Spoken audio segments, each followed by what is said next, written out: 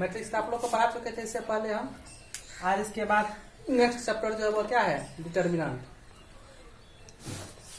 Same to same जो matrix पढ़ाए थे 100% समझिए वही है। मैट्रिक्स का जो चिन्ह इससे पहले होता था, जैसे हम लोग मैट्रिक्स का चिन्ह देते थे, ये वाला देते थे। इस चिन्ह के अंतर्गत यदि कोई भी रियल नंबर या कॉम्प्लेक्स नंबर को यदि हम सजा के लिख देते थे, उसी को हम लोग क्या कहते थे, मैट्रिक्स। इसी में टाइप्स ऑफ मैट्रिक्स हम बताए थे। टाइप्स ऑफ मैट्रिक्स में आप लोग देखे थे row matrix, column matrix, square matrix, rectangular matrix देखे थे। उसी मैट्रिक्स का एक स्पेशल केस जो है वो स्क्वायर मैट्रिक्स।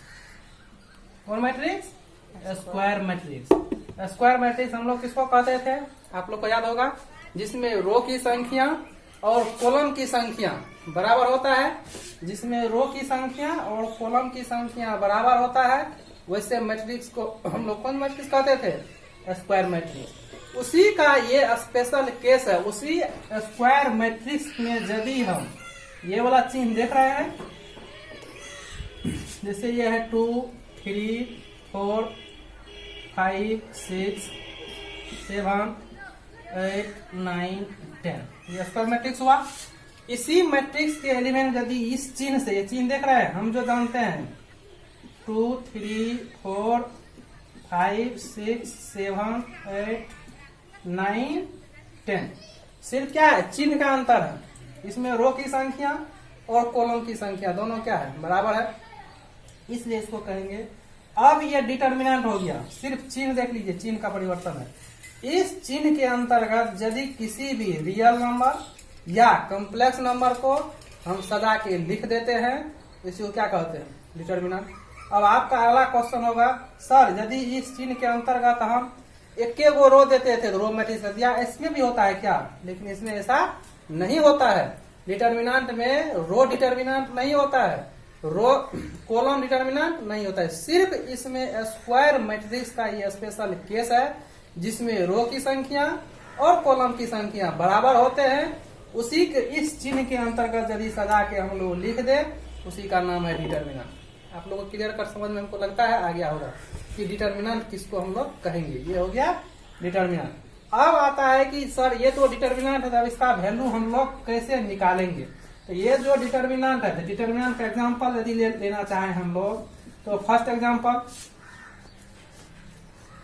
2, 3, 4, 8।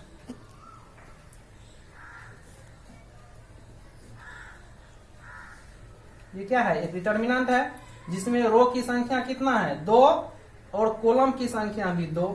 इसमें 2 रो है, 2 कॉलम है, इसलिए इसको किस ऑर्डर का कहेंगे, 2 क्रॉस 2 ऑर्डर का ये डिटर्मिनेंट हुआ। दूसरा एग्जांपल यदि लेंगे तो 3 क्रॉस 3 का 1, 2, 2, 2, 1, 2, 3, 2, 1, ये कैसा हो गया, 3 क्रॉस 3 का। इसी में यदि 4 गो रो और 4 गो कॉलम लेंगे तो उसको हम लोग क्या कहेंगे, 4 क्रॉस 4 का। ये हो गया 3 क्रॉस 3 का।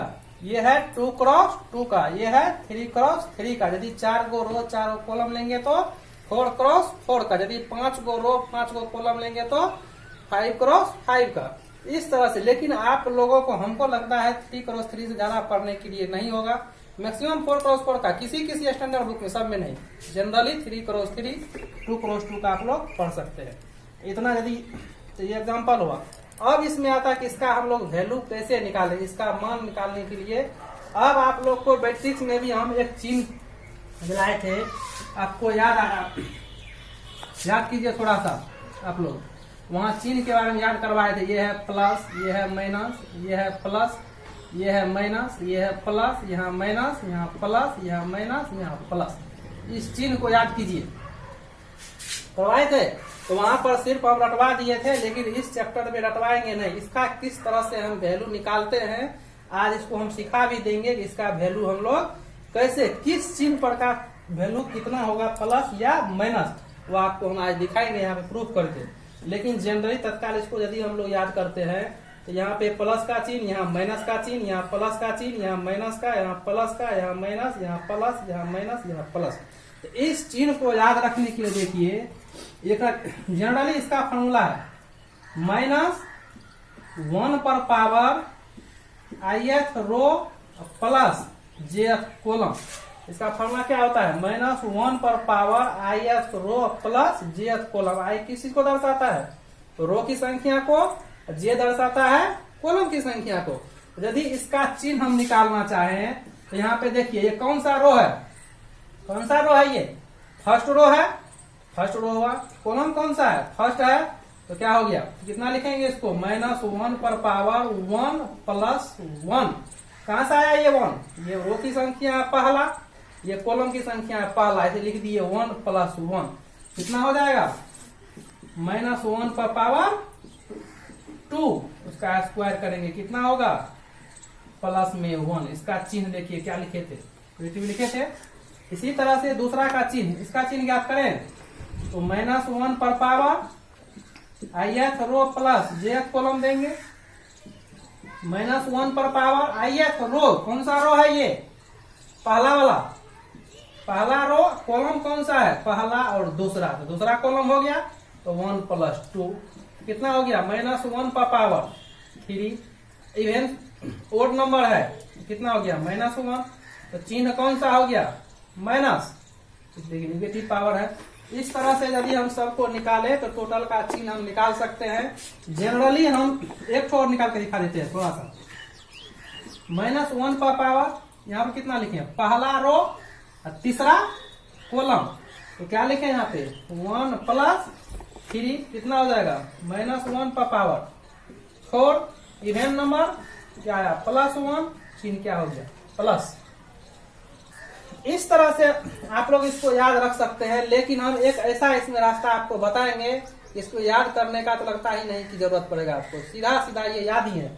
आप क्या कीजिएगा, ये ith रो और jth कॉलम जो बैठाते हैं, यहाँ पे देखिए क्या लिखे? 1 प्लस 1 जोड़े कितना हुआ? 2। 1 प्लस 2 मिल कितना हुआ? 3। 1 प्लस, सॉरी किधर गया? 1 प्लस 3 मिलके 4। मतलब क्या हुआ? यदि ये जोड़ के इवेन नंबर, इवेन नंबर मतलब सम संख्या, यदि ये जोड़ के सम संख्या आता है तो समझिएगा चिन्ह होगा उसका प्लस। यदि वो जोड़ के होगा उसका इवेन नंबर, ओड नंबर मतलब विषम संख्या, 3, 5, 7, 9 इस तरह से, तो क्या है? निगेटिव। अब कहीं का भी आप जोड़ के देख सकते हैं। कौन सा रो है ये? दूसरा रो, पहला कॉलम, 2 1 मिलके 3, क्या मिला? विषम संख्या, क्या देखिए निगेटिव है। यहाँ का चिन्ह निकाला, कहीं जिस जहां का मर्जी है बोलिए, यहाँ का चिन्ह निकाले। कौन सा रो है ये? तीसरा रो है। और कॉलम कौन सा है? तीसरा। 3 3 मिलके 6 हो गया। कौन संख्या हो गया? सम संख्या, क्या हो गया? प्लस। यहाँ का चिन्ह ज्ञात करें, यही का कौन सा ये है? तीसरा रो, दूसरा कॉलम, 3 2 मिलके 5 हुआ। 5 जो देखिए विषम संख्या, निगेटिव है। इस तरह से हमको लगता है आप किसी का भी चिन्ह निकाल सकते हैं। चिन्ह निकालने में किसी को भी प्रॉब्लम नहीं होना चाहिए। क्या आप लोग चिन्ह निकाल सकते हैं? किसी को डॉट एनीवे, वहां से वहां तक में किसी को भी नहीं। चलिए आगे देखिए, यदि आप लोग चिन्ह निकाल सकते हैं तब इसको हम दिखाते हैं कि इसका वैल्यू हम लोग कैसे ज्ञात कर सकते हैं। इसका वैल्यू कैसे हम लोग ज्ञात कर, हमको लगता है इधर का आप लोग उतार लिए होंगे, लेफ्ट साइड का उतार लिए हैं, मिटाते हैं। चलिए लेफ्ट साइड का हम मिटाते हैं, सॉरी इसका क्वेश्चन का देते हैं।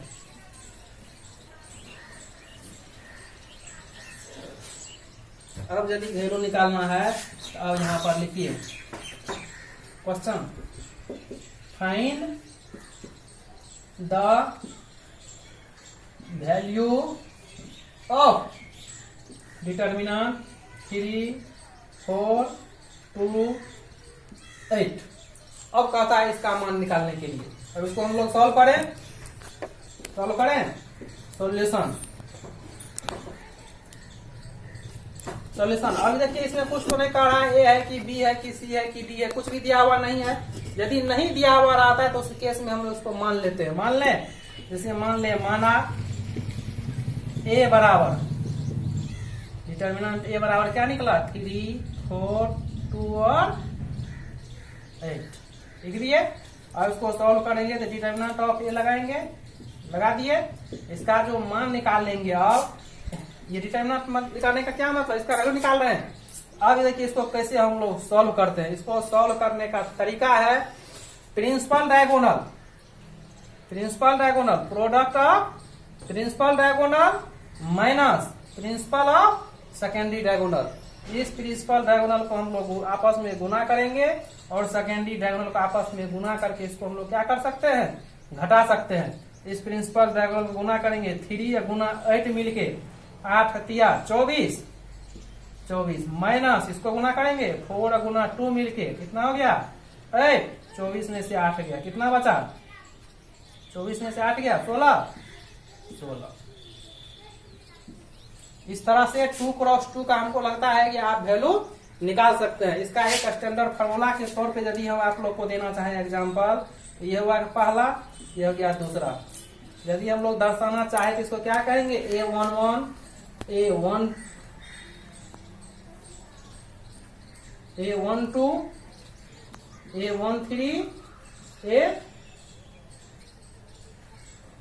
A21 ना A21 A22 दे दिए। नीचे लिखता है क्या, नीचे दिखाई नहीं दे रहा है, ऊपर लिखे। इसको दिखाई नहीं देगा पीछे वाला को बोलना, ऊपर में लिखेंगे तब। ऊपर करते क्या, चलिए ऊपर में लिखते हैं। ऊपर में करें तो क्या बोले अभी प्रिंसिपल डायगोनल, तो प्रिंसिपल डायगोनल पहले गुना करेंगे तो यहाँ पर क्या लिखेंगे हम लोग A11 इंटू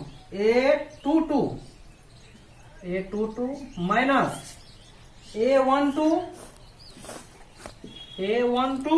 इंटू A21।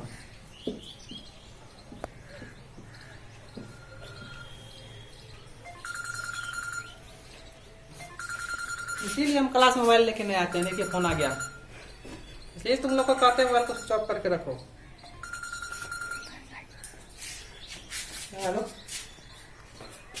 हाँ हाँ